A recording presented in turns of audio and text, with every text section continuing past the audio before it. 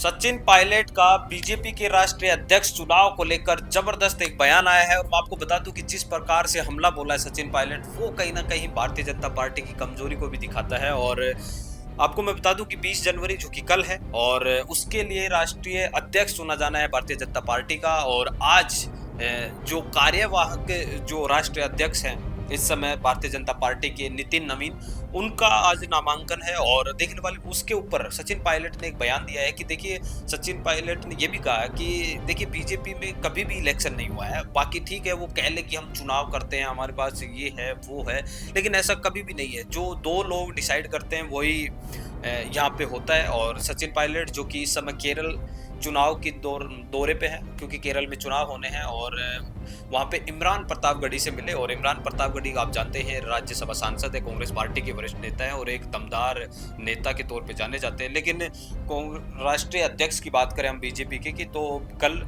ये डिसाइड होगा कि कौन राष्ट्रीय अध्यक्ष होगा भारतीय जनता पार्टी का। और आज उसके लिए नामांकन है। और तमाम जो बातें चल रही थी कि यार सचिन पायलट ऐसा क्यों बोल रहे हैं, सचिन पायलट देखिए उन मुद्दों पे बोलते हैं जो उनको ज्यादा मतलब ऐसा नहीं होता कि यार हाँ यहाँ पे इफेक्ट करेगा। जेपी नड्डा का चुनाव हुआ था, वहां पे भी कोई ऐसा मतलब कि फॉर्मेलिटी थी कि हाँ यार ठीक है यहाँ पे चुनाव हो रहा है, ये हो रहा है वो हो रहा है, और उनको राष्ट्रीय अध्यक्ष बना दिया गया है। अब जो नितिन नवीन है जो कि बिहार के हैं, उनको जो कार्यवाहक अध्यक्ष बनाया था, अब उसके बाद उन्हीं का दाखिला, देखिए कार्यवाहक होने का ये मतलब नहीं था कि उन्हीं को परमानेंट कर दिया जाएगा, लेकिन अब उनका नामांकन दाखिला करवाया जा रहा है। और कल शायद ये बातें भी चल रही हैं कि उन्हीं को डिसाइड कर दिया जाएगा कि हाँ यार सिर्फ औपचारिकता, ऐसे कह रहे कि औपचारिकता है कि इनको इलेक्शन वाली जो कंडीशन है उससे गुजरना पड़े, बस इसके अलावा कुछ नहीं। और मैं आपको बता दूं कि सचिन पायलट जिस तरीके से कांग्रेस को आगे बढ़ाने की बात करते हैं, कांग्रेस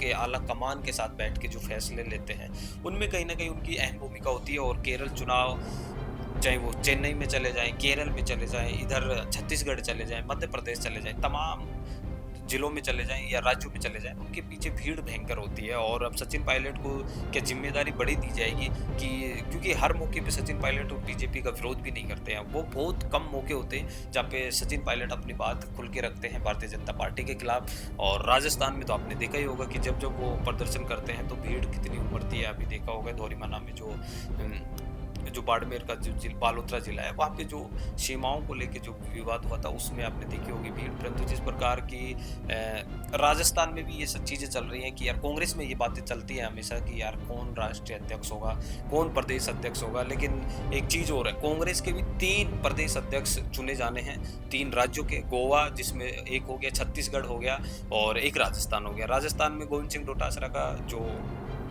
कार्यकाल है वो काफी दिनों पहले खत्म हो चुका था, लेकिन अभी तक टाल रखा है क्योंकि ये जद्दोजहद है कि यार किसको प्रदेश अध्यक्ष बनाया जाए, क्या दोबारा से सचिन पायलट को बना दिया जाए या फिर गोविंद सिंह डोटासरा को ही आगे बढ़ा दिया जाए। अब सचिन पायलट जो कि आप जानते ही हैं कितने गद्दार नेता हैं, और बीजेपी जो कि लगातार अपने लोगों को उनके खिलाफ भी, और ये भी चीज़ें देखी जाती है कि बीजेपी में भी ऐसा कोई नेता नहीं होगा जो सचिन पायलट के खिलाफ खुल के बोलता हो। कभी कभी जरूर बयान आते हैं, लेकिन ऐसा नहीं है कि उनके पीछे ही पड़े रहे। और सचिन पायलट तो आप जानते ही हैं, और राजस्थान में सचिन पायलट को अगर बनाती है तो फिर कहीं ना कहीं बहुत ज़्यादा सुधार की गुंजाइश होगी या फिर सुधार दिखेगा आपको कांग्रेस में। छत्तीसगढ़ में जो भूपेश बघेल है, वो अपने करीबी को प्रदेश अध्यक्ष बनाना चाहते हैं। गोवा में भी ऐसा ही हाल है। तो इन तीनों जगह कांग्रेस थोड़ी मजबूत स्थिति में है और वहीं प्रदेश अध्यक्ष के लिए पेच फंसा हुआ है। अब देखने वाली बात ये होगी कि कैसे कैसे इन सब चीज़ों को आगे बढ़ाया जाएगा। लेकिन राष्ट्रीय अध्यक्ष जो कि 20 जनवरी को बीजेपी पार्टी का चुना ही जाना है। और सबसे बड़ी बात ये होगी कि बीजेपी में जो नेता, 2 लोग इस समय वर्तमान में 2 ही लोग हैं, जैसे कि आप बात कर ले अमित शाह और नरेंद्र मोदी, यही बातें आती हैं कि हाँ यार यहाँ पे डिसाइड कर दिया तो फिर उसके बाद कोई नहीं है जो उल्टा सीधा मतलब कि कुछ बोल दे या फिर कोई विपक्ष में खड़ा हो जाए। आपने देखा होगा राष्ट्रीय अध्यक्ष जब कांग्रेस का चुना गया था तो शशि थरूर खड़े हो गए थे मल्लिकार्जुन खड़गे के सामने। तो ये भी एक बड़ी बात है कि कांग्रेस में ये सब चीज़ें हो जाती हैं आसानी से और फिर उन्हीं नेताओं को रख भी लिया जाता है। लेकिन ऐसा बीजेपी में नहीं होता। वहाँ पे अगर आला कमान ने बोल दिया और उसके खिलाफ आप जा रहे हैं ना, तो फिर आपको खामियाजा भी भुगतना पड़ता है। लेकिन कांग्रेस में ऐसा नहीं है। कांग्रेस अपने नेताओं को वो आज़ादी दे रखी है या फिर वो मानते नहीं है ये भी एक बड़ी बात है।